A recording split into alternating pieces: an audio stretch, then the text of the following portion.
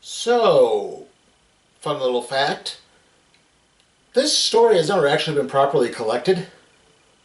Yeah, Justice League Task Force only has two collected editions, one of which is just part of a larger Wonder Woman crossover that involved all the Justice League books at the time. The reason this was in the randomizer, aka the cardboard box, is because that it was listed in the storyline section of Comixology when that was still a thing. Funnier still was the fact that of the issues Comixology listed, only two of them actually collected part of the Savage Legacy story. So, yeah, we have another Gold Digger the Curse scenario here. At least here, the individual issues were available on Comixology, and I didn't have to buy a whole other collection that we'll have to finish later. Anyway, what exactly is Justice League Task Force? And no, I'm not talking about the fighting game from the 16-bit era. After the success of the humorous era of Justice League International by J.M. DeMatteis, Kevin Maguire, and the late Keith Giffen, Justice League International would eventually be split into two separate series, Justice League America and Justice League Europe. Then a third title was added in Justice League Task Force, with the Task Force being a United Nations Black Op groups that would feature a rotating lineup with few exceptions, most notably the head of the group, Martian Manhunter. So basically, they turned the Justice League into the X-Men, with Justice League America and Justice League Europe being kind of like Uncanny X-Men and Objectiveless X-Men, with Justice League Task Force being the equivalent of, say, X-Force for kind of obvious reasons, and the fact that they had something of a government charter making them also equivalent to X-Factor. However, at the time of this story, John Jones decided that the task force needed to break away from the United Nations and instead act as a proving ground for the next generation of superheroes.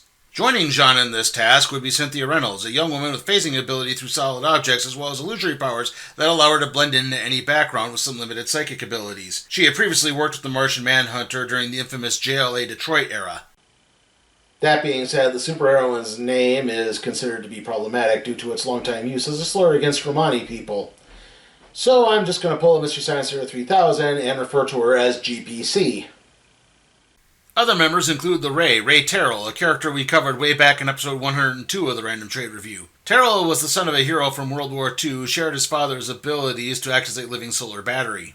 Then there's longtime Justice League antagonist Despero, formerly a cold-calculating ruler of a planet called Kalanor with psychic powers via the third eye in his forehead. Despero would then augment his physical form when he merged with the remnants of radioactive energy on his planet called the Flame of Pytar. Now, technically, Despero hasn't actually reformed here. Rather, the longtime robotic sidekick of the Justice League, Elron, had his intelligence transferred into Despero's body when the former's robotic body was destroyed.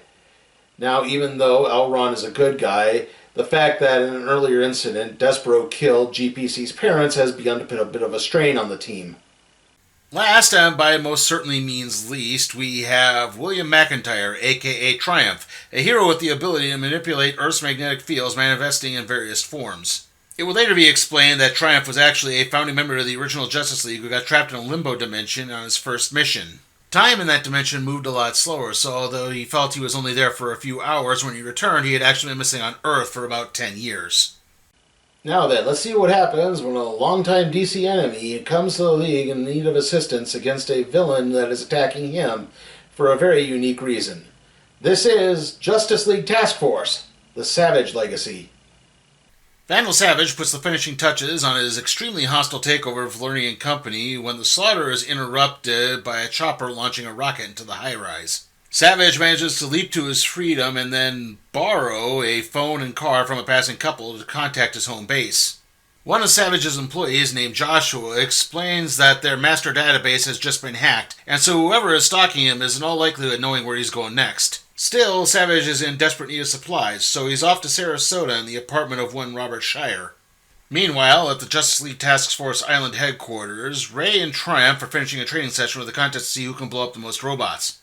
They are both way outdone by GPC, and things aren't exactly going too well, as the Martian Manhunter feels the entire team is way too rash and impulsive. GPC in particular is under too much strain as Despero keeps walking around. Even though everyone has tried to explain that Elron is in full control, she decides maybe it's time to leave anyway. Her exit is interrupted by a high-speed boat chase just offshore. Several crafts with hourglass insignia on them are blasting away an escapee. The task force comes to the aid of the escapee and takes out the pursuing craft as the escapee manages to get to shore and reveal himself to be Vandal Savage.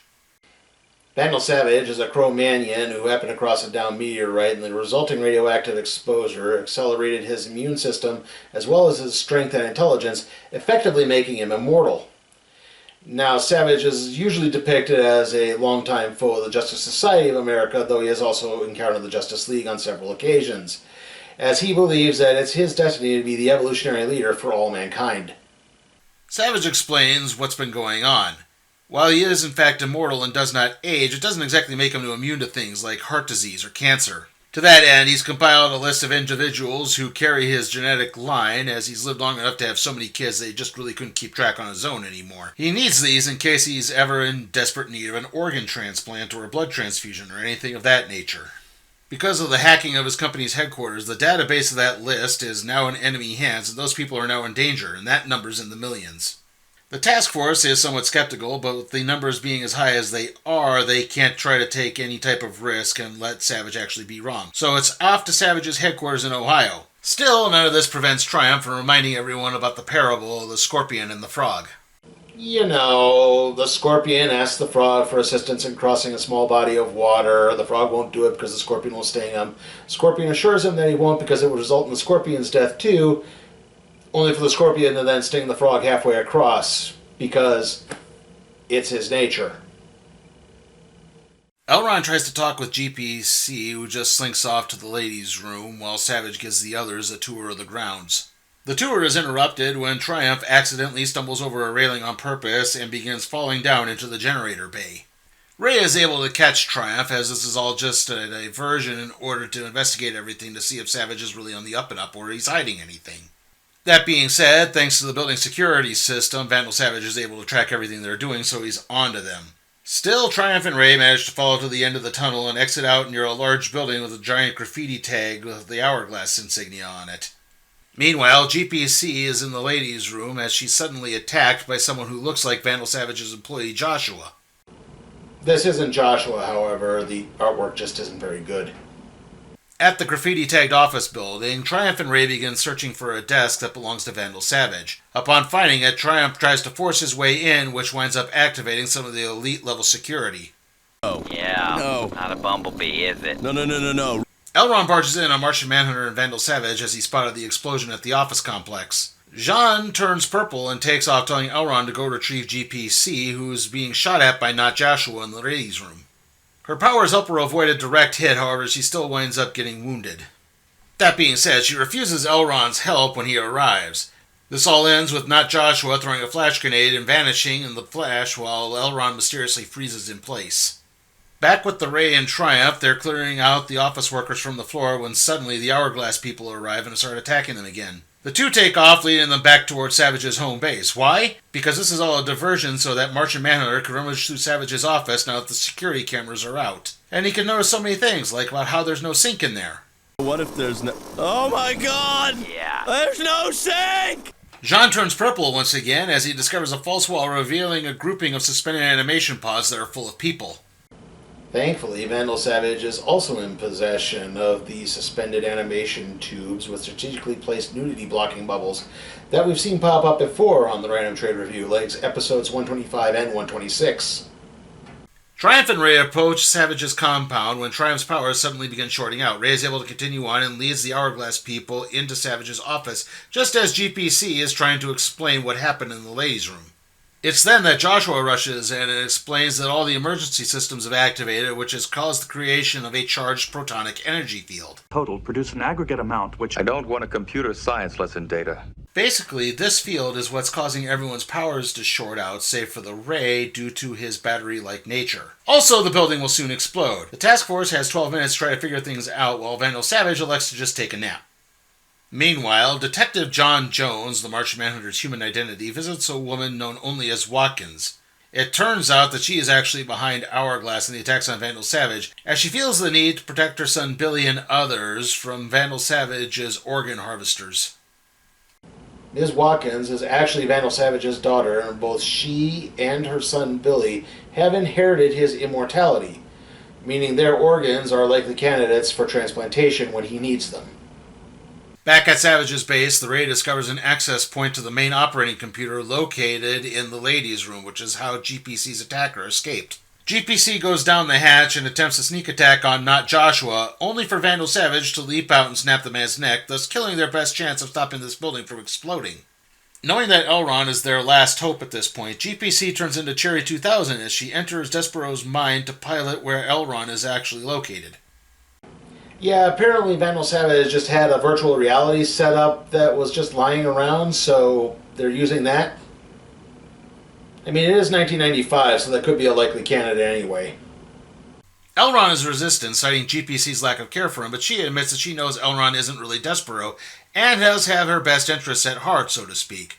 Also, she really doesn't want to blow up. Elron does wake up and rips open a hole in the wall, revealing a new access point for the computer. Unfortunately, turning the computer off is going to result in a large power surge, and the building is going to wind up blowing up anyway. The ray is used to force whatever is left in his power reserves to get as many people to safety as he can, while the Martian Manhunter uses a telepathic message for an update to fill them in on where Vandal Savage is likely headed next. Though Triumph does attempt to confront him, there's just no real chance of it ever working.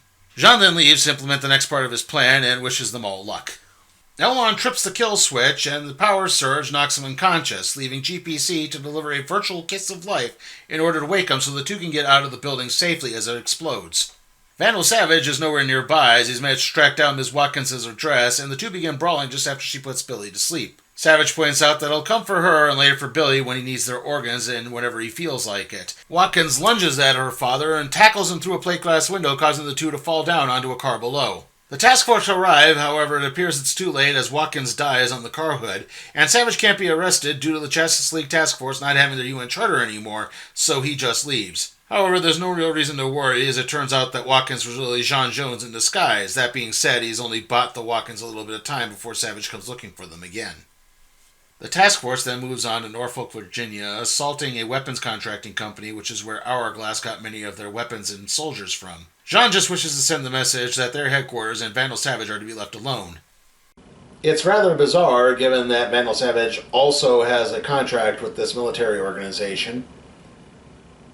In other news, the Ray is considering leaving the team due to revelations in his series where he discovered that his mother, who he thought had died at childbirth, was actually still alive and thinking that he had been stillborn the whole time. I covered this more in episode 102 of the Random Trade Review. In fact, it seems everyone is leaving once again as GPC continues to feel uneasy with Elron, who just feels rejected, and Triumph finds out that his decade in limbo has somehow made him insanely rich. However, this all turns out to be a ruse, so the team can move into new headquarters and receive matching outfits, which they really don't like. Whatever the next phase of the Martian Manhunter's plan is, it may all be for naught as a hologram of Vandal Savage appears to chastise the group for the Watkins family fake-out. The building then explodes. The task force manages to get out unharmed, and John mysteriously takes off, leaving everyone intensely confused. It's then that Triumph has an idea and brings the remnants of the team out to a cabin John sometimes uses to go through some of the Martian Manhunter's files. The group turns up some information on one Baron Umar von Mahler, a.k.a. Chocula. Count Chocula, what's in here? My treasures! Count Chocula cereal! But of course! Wow! What's that? This is Igor, my guard spider. Guard spider? Why? People love my Count Chocula cereal so much, Igor keeps an eye on it for me. After all, it's a doubly chocolatey part of this complete breakfast. Doubly chocolatey? My chocolatey cereal pieces and my chocolatey marshmallows come together to make Count Chocula cereal doubly delicious. And a tasty treasure. Sadly, it's not that Chocula.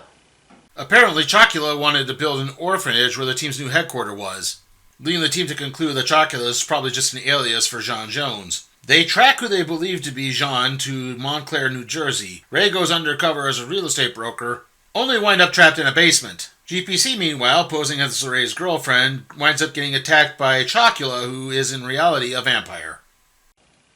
And that's pretty much how this ends. Justice League Task Force will go on for a little more than another year or so before finally being canceled, so I don't exactly know what the long-range plan was here. Anyway, how was Justice League Task Force The Savage Legacy? Well, on the plus side, I do like some of the character interactions through all of this. I think in particular, GPC and Elron kind of steal the show with their banter. Again, you kind of understand the gravity of the situation with GPC having to deal with her parents' killer, even though it's not technically her parents' killer. And like I said, I think some of the characterization works for the most part. but we'll get into the problems because a lot of it just kind of doesn't. Like, I'm still trying to figure out what the Martian Manhunter's end goals were. He disbands the team only to then reassemble them and give them uniforms. And I guess this was this being done to throw Vandal Savage off, or was this because they weren't part of the UN anymore? I'm still confused as to that. And to be honest, the artwork, like I said earlier, is not particularly good. It's really muddy looking with a lot of inconsistencies. Like, why is John Jones constantly turning purple? I don't understand. Again, a lot of this just was way too confusing trying to figure everything out. I had to go back and reread things over and over again. Like, again, Ms. Watkins doesn't have a first name. I swore I saw a first name at some point, but I looked back through the issues and I cannot pinpoint it. Her son has a first name, but she doesn't. And again, it's just stuff like that that's a little aggravating and just a little too much. Overall, yeah, this is 90s comic excess in all the bad ways. I really wouldn't recommend this, even if you are somewhat fascinated. Like I said, the first 6 issues or so are collected in a trade paperback. You're probably better off getting that than you are doing anything else.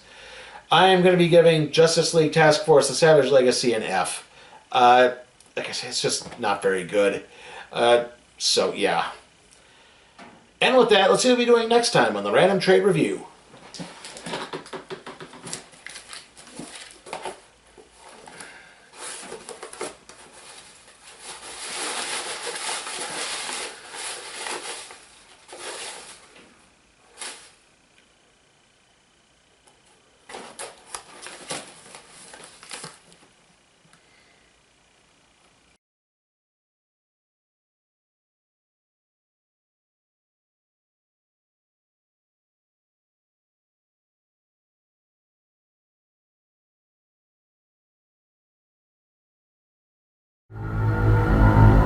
Hey guys, remember you can help support the channel at patreon.com/SleepyTimeForCat Productions. There you can request a trade to be put in the randomizer, aka the cardboard box. And as always, remember to like, comment, share, subscribe, and ring that notification bell